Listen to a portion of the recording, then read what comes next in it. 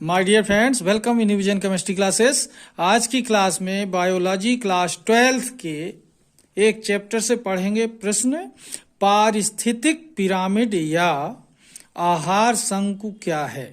Question ध्यान से समझिए। पारिस्थितिक पिरामिड या आहार शंकु क्या है, इसके प्रकार लिखिए या समझाइए। ठीक है, प्रश्न इंपॉर्टेंट है, ध्यान से समझिए। पारिस्थितिक पिरामिड या आहार शंकु क्या है, इसके प्रकार लिखिए। ठीक है, तो देखते हैं इस प्रश्न का डिटेल। इसके पहले जिन लोग मेरे चैनल में नए हैं तो चैनल को जरूर सब्सक्राइब कर लीजिए। यदि वीडियो पसंद आए तो लाइक कीजिए और शेयर जरूर कीजिए। ठीक है, तो देखते हैं इस प्रश्न का आंसर। पारिस्थितिक पिरामिड क्या है या आहार शंकु किसे कहते हैं। ठीक है, तो देखें यहाँ पर पारितंत्र या पारिस्थितिक तंत्र, बात एक ही होती है, ध्यान रखेंगे। शब्द में आप लोग अंतर मत मानेंगे, बात एक ही है। ठीक है, तो देखें पारितंत्र के विभिन्न पोषक स्तर के, पारितंत्र के विभिन्न पोषक स्तर के जीवों को उनकी संख्या, जीवभार तथा संचित ऊर्जाओं के मात्राओं को चित्र द्वारा व्यक्त करें तो एक शंकु जैसे आकृति प्राप्त होती है, जिसे पारिस्थितिक पिरामिड या आहार शंकु कहते हैं। एक बार फिर से समझिए। पारितंत्र के विभिन्न पोषक स्तर के जीवों को उनकी संख्या, जीवभार तथा संचित ऊर्जाओं के मात्राओं को चित्र द्वारा व्यक्त करें तो एक शंकु जैसी आकृति प्राप्त होती है, जिसे पारिस्थितिक पिरामिड या आहार शंकु कहते हैं। परिभाषा समझ में आ गई होगी। एक बार फिर से समझिए। पारितंत्र के विभिन्न पोषक स्तर के जीवों को उनकी संख्या, जीवभार तथा संचित ऊर्जाओं के मात्राओं को चित्र द्वारा व्यक्त करें तो एक शंकु जैसी आकृति प्राप्त होती है, जिसे पारिस्थितिक पिरामिड या आहार शंकु कहते हैं। ओके, अब देखते हैं आहार शंकु के प्रकार। ठीक है, तो वीडियो में बने रहिए। तो देखिए, आहार शंकु या पारिस्थितिक पिरामिड जो होते हैं ये 3 प्रकार के होते हैं। आहार शंकु या पारिस्थितिक पिरामिड कितने प्रकार के होते हैं? 3 प्रकार के होते हैं। तो उसमें से देखें, सबसे फर्स्ट नंबर का जो देख रहे हैं, जीव संख्या का शंकु या पिरामिड। जीव संख्या का शंकु या पिरामिड, ठीक है, फर्स्ट नंबर। तो इसको देखें है क्या ये।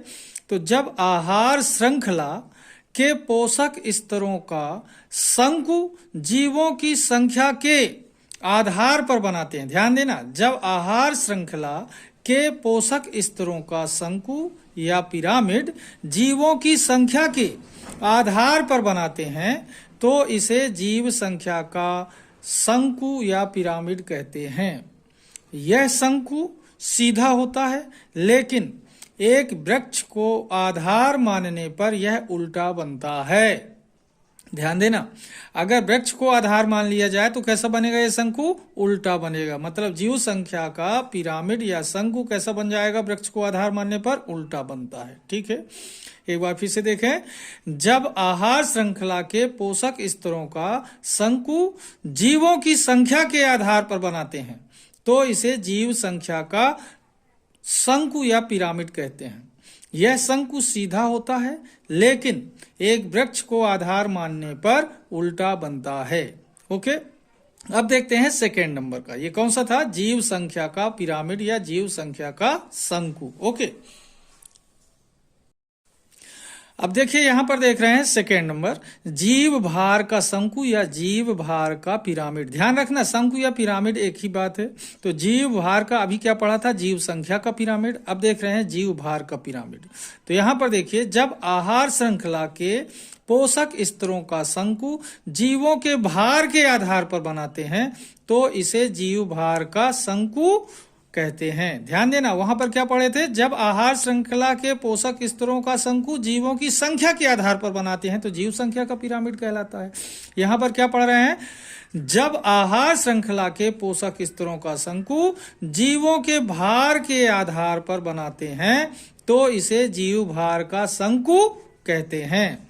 यह शंकु उल्टा तथा सीधा दोनों प्रकार का होता है। ध्यान देना, यह शंकु उल्टा तथा सीधा दोनों प्रकार का होता है। एक बार फिर से देखिए, जीव भार का शंकु, इसके पहले क्या पढ़ा था, जीव संख्या का शंकु।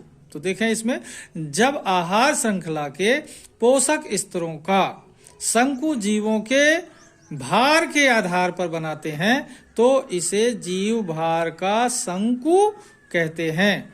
यह शंकु उल्टा तथा सीधा दोनों प्रकार का होता है। ठीक है, अब देखते हैं थर्ड नंबर। ओके, वीडियो में बने रहिए। तो देखिए पॉइंट थर्ड देख रहे हैं, ऊर्जा का शंकु। पहले क्या पढ़ा था, जीव संख्या का शंकु, दूसरा पढ़ा जीव भार का शंकु, थर्ड क्या पढ़ रहे हैं, ऊर्जा का शंकु। तो यहां पर देखें, जब आहार श्रृंखला के पोषक स्तरों का शंकु संचित ऊर्जा के आधार पर बनाते हैं, ध्यान देना, जब आहार श्रृंखला के पोषक स्तरों का शंकु संचित ऊर्जा के आधार पर बनाते हैं तो इसे ऊर्जा का शंकु कहते हैं। यह शंकु हमेशा सीधा होता है क्योंकि विभिन्न पोषक स्तरों पर ऊर्जा की कमी आती जाती है। ओके, एक बार फिर से देखिए, ऊर्जा का शंकु, जब आहार श्रृंखला के पोषक स्तरों का शंकु संचित ऊर्जा के आधार पर बनाते हैं तो इसे ऊर्जा का शंकु कहते हैं। यह शंकु हमेशा सीधा होता है क्योंकि विभिन्न पोषक स्तरों पर ऊर्जा की कमी आती जाती है। ओके, तो इस तरीके से आपने देखा कि आहार शंकु या पारिस्थितिक पिरामिड कितने प्रकार के हुए, 3 प्रकार के। पहला कौन सा हुआ, जीव संख्या का शंकु, दूसरा कौन सा हुआ, जीव भार का शंकु, तीसरा कौन सा हुआ, ऊर्जा का शंकु। अगर जीव संख्या का शंकु बनाते हैं तो पोषक स्तरों के शंकु कैसे बनाएंगे, जीवों की संख्या के आधार पर। जीव भार का शंकु अगर बनाते हैं तो कैसे बनाएंगे, पोषक स्तरों के जीवों के भार के आधार पर। और यदि ऊर्जा का बनाएंगे तो पोषक स्तरों के जीवों में संचित ऊर्जा के आधार पर शंकु को बनाते हैं तो उसे ऊर्जा का शंकु कहते हैं। और यह हमेशा क्या होता है, सीधा होता है क्योंकि विभिन्न पोषण स्तर पर ऊर्जा की कमी आती जाती है। अब देखते हैं तालाब के जैव भार का शंकु कैसा होता है। ठीक है, तो वीडियो में बने रहिए। तो देखिए तालाब के जैव भार का शंकु कैसा होता है। तो देखें, पारिस्थितिक तंत्र में जीवित जीवों का इकाई, ध्यान देना, पारिस्थितिक तंत्र में जीवित जीवों का इकाई क्षेत्र का शुष्क भार जीव भार कहलाता है। पहली बात तो ये क्वेश्चन बन गया कि पारिस्थितिक तंत्र में जीवित जीवों का इकाई क्षेत्र का शुष्क भार क्या कहलाता है, जीवित जीवों का इकाई क्षेत्र का शुष्क भार जीव भार कहलाता है। उत्पादकों का भार सबसे अधिक होता है, ध्यान रखना, उत्पादकों का भार क्या होता है, सबसे अधिक होता है, इसके बाद क्रमशः कम होता जाता है। इस कारण जैव भार का शंकु सीधा बनता है, लेकिन तालाब पारिस्थितिक तंत्र इसका अपवाद है। ध्यान देना, तालाब पारिस्थितिक तंत्र इसका अपवाद है क्योंकि यह उल्टा बनता है। मतलब क्या हुआ, तालाब का जो पारिस्थितिक तंत्र होता है कैसा बनता है, उल्टा बनता है। यहां पर देखें, क्योंकि इसमें मछलियों का भार अधिक एवं उत्पादक जैसे शैवाल का भार क्या होता है, कम होता है। ओके, एक बार फिर से देखिए, तालाब के जैव भार का शंकु कैसा होता है। पहले यहां पर देखें, पारिस्थितिक तंत्र में जीवित जीवों का इकाई क्षेत्र का शुष्क भार जीव भार कहलाता है। उत्पादकों का भार सबसे अधिक होता है, इसके बाद क्या होता है, क्रमशः घटता जाता है। मतलब कहने का यह है कि उत्पादक मतलब हरे पौधों का भार क्या होगा, सबसे ज्यादा, फिर उसके बाद प्राथमिक उपभोक्ता का थोड़ा कम, द्वितीयक का और कम, तृतीयक उपभोक्ता का सबसे कम होगा। ठीक है, तो देखें, पारिस्थितिक तंत्र में जीवित जीवों की इकाई क्षेत्र का शुष्क भार क्या कहलाता है, जीव भार कहलाता है। उत्पादकों का भार सबसे अधिक, इसके बाद क्रमशः कम होता जाता है। इस कारण जैव भार का शंकु सीधा बनता है, लेकिन तालाब पारिस्थितिक तंत्र इसका अपवाद है क्योंकि यह उल्टा बनता है, क्योंकि इसमें मछलियों का भार अधिक एवं उत्पादक जैसे शैवाल का भार क्या होता है, कम होता है। ओके, अब देखते हैं ये शंकु बने कैसे होते हैं, जिनका डायग्राम कैसे बनाएं। ठीक है, तो देखते हैं डायग्राम, वीडियो में बने रहिए। तो देखें, यहां पर वृक्ष का उल्टा संख्या का पिरामिड बना हुआ है, मतलब यहाँ पर बेस किसको माना गया है, आधार किसको माना गया है, वृक्ष को। ठीक है, तो यहाँ पर देखें वृक्ष सबसे नीचे जो उत्पादक का काम करता है, उसके बाद छोटे जीव जो उपभोक्ता कहलाते हैं, जो अपना पोषण उत्पादक से प्राप्त करते हैं। फिर इसके बाद देखें लास्ट में जो दिए हुए हैं छोटे छोटे ये जो इंसेक्ट बने हुए हैं, कीड़े बने हुए हैं, छोटे जीव बने हुए हैं जो अपघटक का काम करते हैं, इनके मर जाने पर इनको डिकम्पोज करने का काम करते हैं ये अपघटक। तो सबसे पहले कौन हुआ, उत्पादक, उत्पादक के बाद क्या होगा, उपभोक्ता, उपभोक्ता के बाद क्या होगा, अपघटक। कैसा है ये, उल्टा पिरामिड बना है। वृक्ष को आधार माना गया है, तो वृक्ष का आधार मानने पर वृक्ष का उल्टा संख्या पिरामिड है। ठीक है, तो ये क्या हो गया, जैव संख्या का या जीव संख्या का पिरामिड है। ठीक है, जिसमें उत्पादक नीचे, वृक्ष आधार है, उसके बाद उपभोक्ता, उपभोक्ता के बाद अपघटक। ये पिरामिड कैसा है, उल्टा है। ठीक है, अब देखते हैं आगे अगला पिरामिड। ठीक है,